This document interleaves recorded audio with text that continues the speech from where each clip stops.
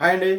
Welcome to our channel Siva Reddy Pagadala. ఇప్పుడు ఈయన ఉన్నాడు కదా, రాజ్యసభ ఎంపీ పిల్లి సుభాష్ చంద్రబోస్ గారు. అదే ఆయన రామచంద్రపురం నియోజకవర్గానికి సంబంధించిన ఆయన అంటాడు, 1,23,00,000 అవినీతి జరిగింది పేదల ఇళ్లలో మా నియోజకవర్గంలో. కానీ దాన్ని ఎవరు పట్టించుకోలేదు. దీనిపైన నేను త్వరలో చంద్రబాబును కలుస్తాను అన్నాడు.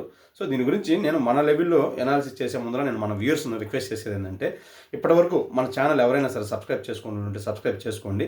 కంటెంట్ కానీ నచ్చితే లైక్ చేయండి, షేర్ చేయండి.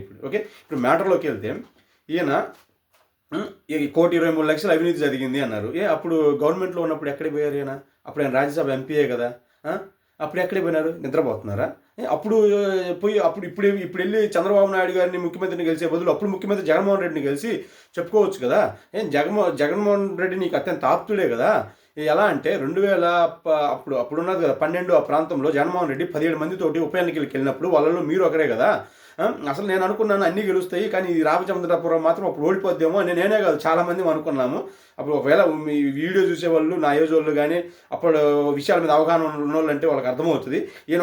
ఇది ఒక్క సీటు మాత్రం చాలా డౌట్గా అనమాట. మిగతా అన్ని గెలవచ్చు, ఇది డౌట్ అన్నారు, కానీ గెలిచాడు. ఆ తర్వాత మళ్ళీ 2014లో రామచంద్రపురం సీట్ ఇచ్చాడు, ఓడిపోయాడు. 2019లో ఆయనకి మండపేట ఇచ్చి రామచంద్రపురంలో ఆయన వేణుగోపాలను ఎవరినో వేసేసారు, వాళ్ళు గెలిచారు. ఆ తర్వాత మళ్ళీ మండపేటలో మనోడు ఓడిపోయాడు అంత గాలిలో కూడా. సరేలే పోనీలే అని మనోడే కదా అని ఎమ్మెల్సీ ఇచ్చి నీకు మినిస్టర్ ఇస్తాను అన్నారు. సరే ఆ తర్వాత శాసనమండలి రద్దు చేసేసాం కదా, నాకు అని ఎమ్మెల్సీగా ఉండి కూడా అది మళ్ళీ దానికి రాజీనామా చేస్తే నీకు మళ్ళీ రాజ్యసభ ఎంపీ పదవి ఇచ్చాడు. ఆ తర్వాత ఆయనకి మళ్ళీ ఆ అది ఉన్నాడుగా వేణుగోపాల్, ఆయనకి మినిస్టర్ ఇచ్చారు. నీకు ఇవ్వాల్సిన మినిస్టర్ కరెక్టే. మీకు ఎంత చేసినా కూడా అంటే ఇంత చేసినాడంటే ఆయన పార్టీలో ఒక వ్యక్తికి మీరు ఎంతో దగ్గర మనిషి అనే కదా, కష్టకాలంలో మీరు అండగా ఉన్నారనే కదా. అదేది ఈ 1,23,00,000 ఆ పేదల ఇళ్లలో జరిగిన అవినీతిని అప్పుడు ముఖ్యమంత్రి ఆయన చెప్పొచ్చు కదా. అప్పుడు ఇన్నాళ్ళు ఎందుకు సైలెంట్గా ఉన్నారు? మరి ఇప్పుడు వచ్చేసి ఇప్పుడు ముఖ్యమంత్రిని కలిసి ఈ అవినీతి మీద చెప్పాల్సినంత అవసరం ఏముంది? అదే నేను చెప్తుంది జగన్మోహన్ రెడ్డికి. మీరు ఇలాంటి వాళ్ళని ఇంకెంతకాలం ఎంకరేజ్ చేస్తారు సార్?